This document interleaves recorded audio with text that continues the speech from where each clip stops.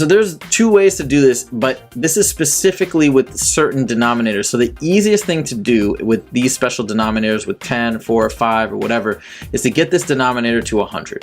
So how do we do that? Well, we have to do it with multiplication. What times 10 is 100? 10. But whatever we do to the bottom, we have to do to the top. So why do we do this? Because then we get a number per 100 or a number out of 100. And then that's an easy conversion to a percentage, because this essentially is the same as a percentage. It's just simply 10%. 10 per 100 is 10%. Next one, we got 3 out of 5. So same deal. If we get the denominator to 100, we're good to go. 5 times what is 100? 5 times 20. So we multiply the top by 20 as well. And we get 100 in the bottom. We get 3 times 20 is 60 on top, which is the same as 60%.